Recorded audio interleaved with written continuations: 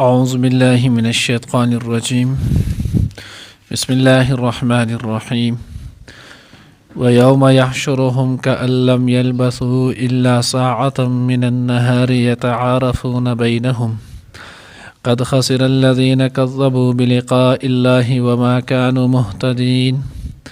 وإما نرينك بعض الذي نعدهم أو نتوفينك فإلينا مرجعهم ثم الله شهيد على ما يفعلون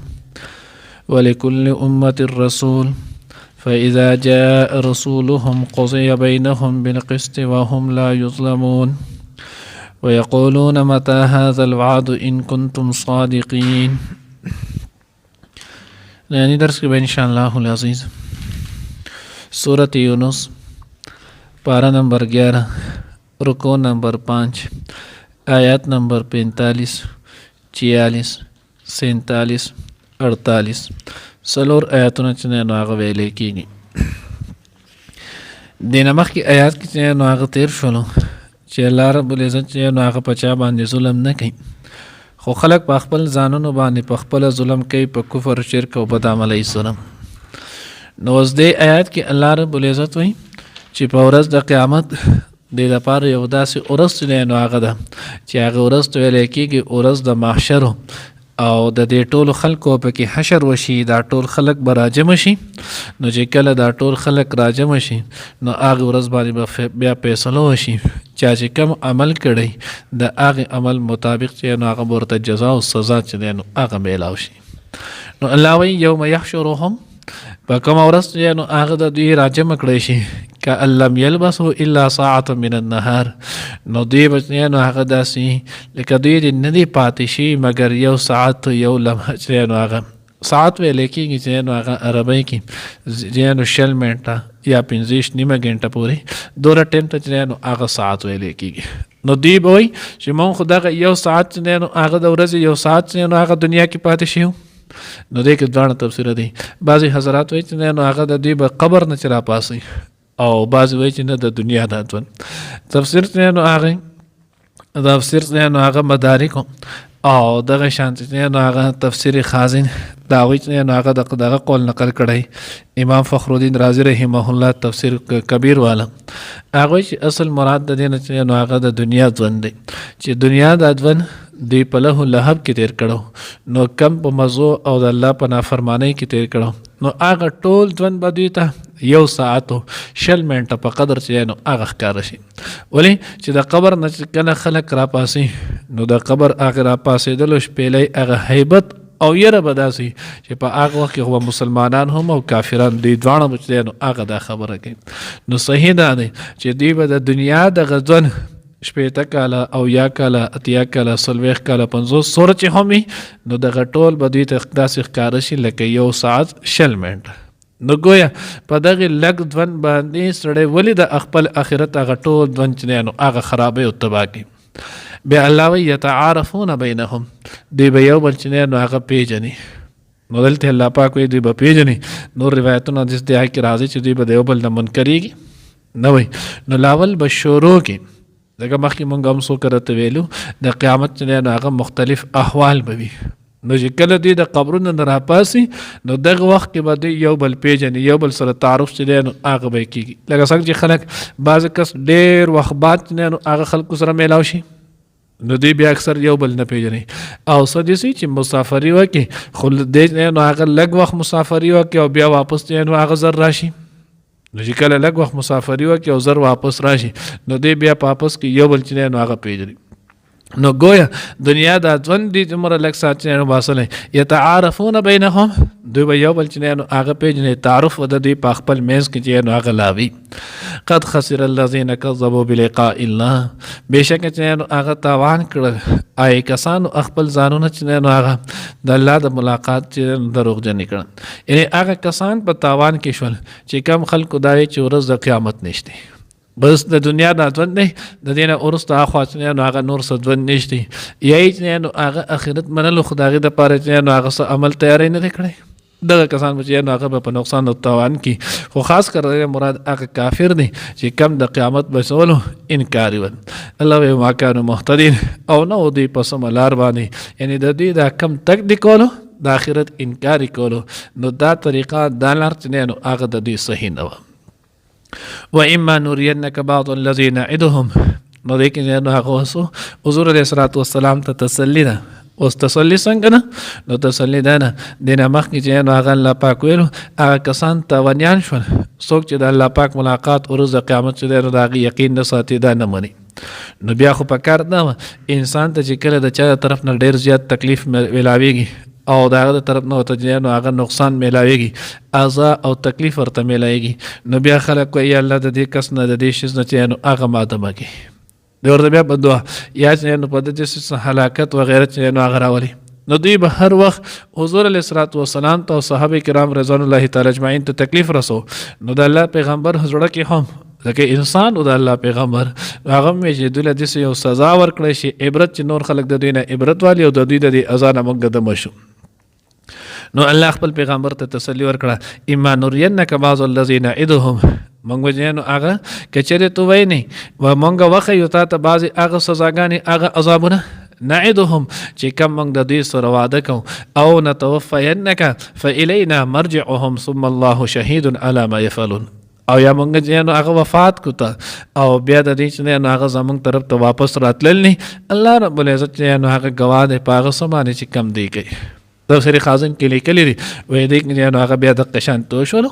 غزوه بدر کې اوحد کې د نور غزواتو کې الله رب العزت هغه کافر چې نو د مسلمانانو د لاس چې نو هغه د سزا ورکړه دنیا نه چې نو هغه مردار په حالت د کفر کې چې نو هغه رخصت کړل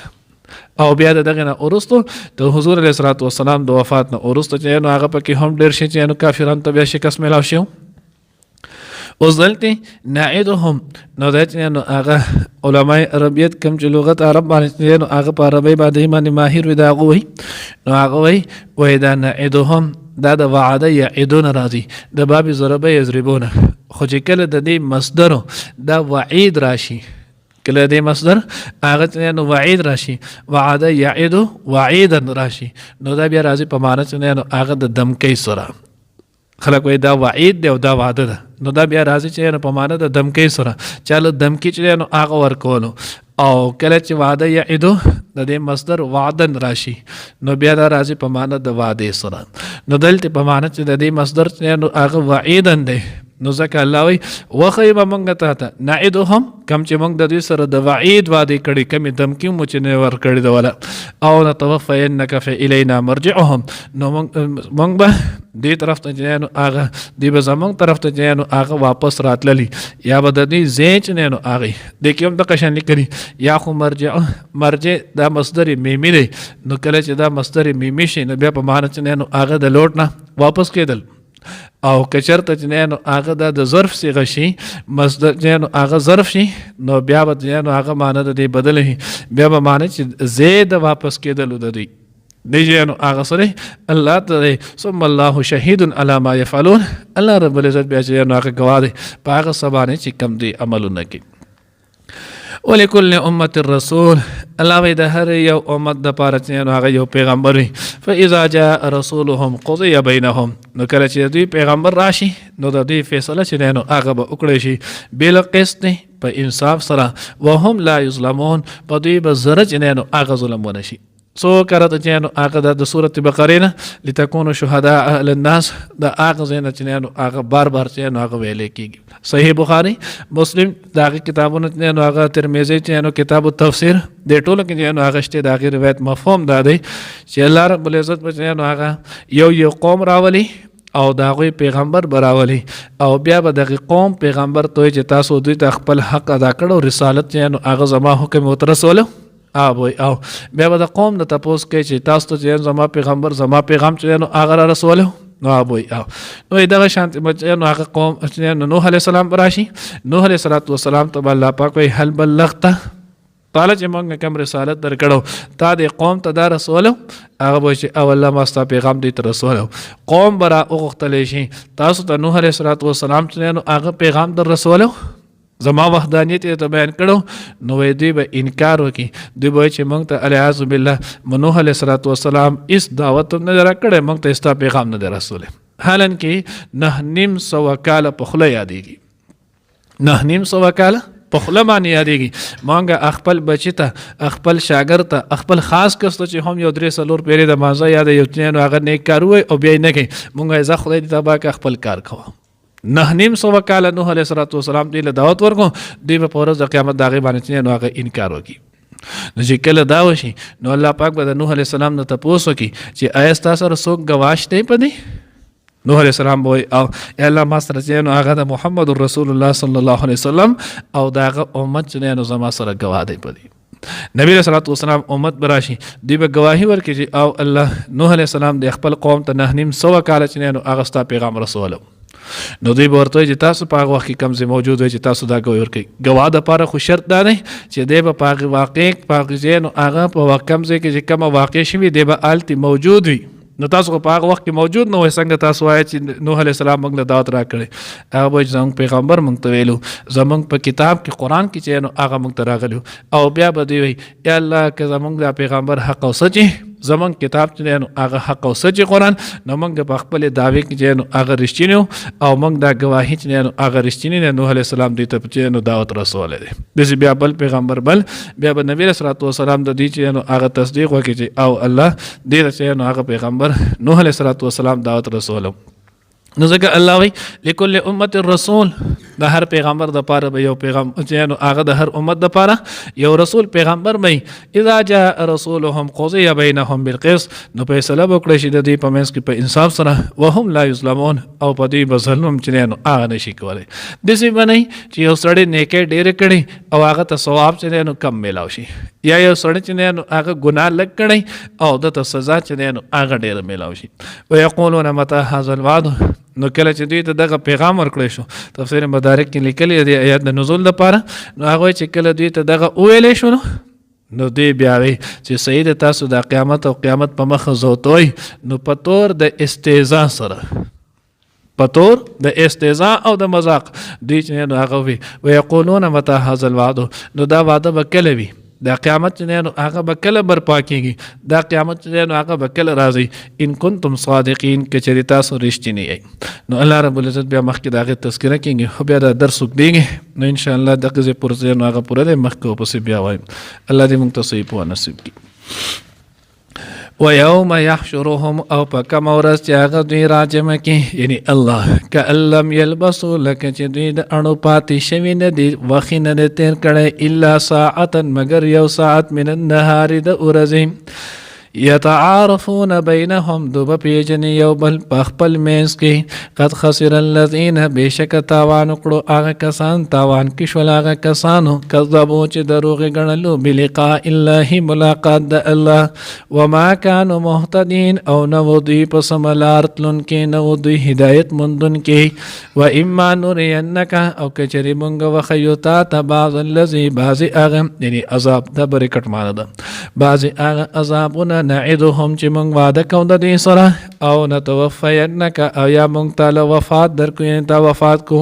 فالینا نو زمونږ طرف ته مرجعهم د دوی واپس راتلل دي ثم الله بیا الله تعالی شهید ګواه دی علی ما په هغه څه یفعلون چې دوی کوي. ولكل امه الرسول او د هر یو امت د پاره یو پیغمبر دی فاذا جاء رسولهم نو هر کله چې راشي د دې پیغمبر قضی نو فیصله به وکړي شي بینهم د دې په منځ کې بالقسط په انصاف سره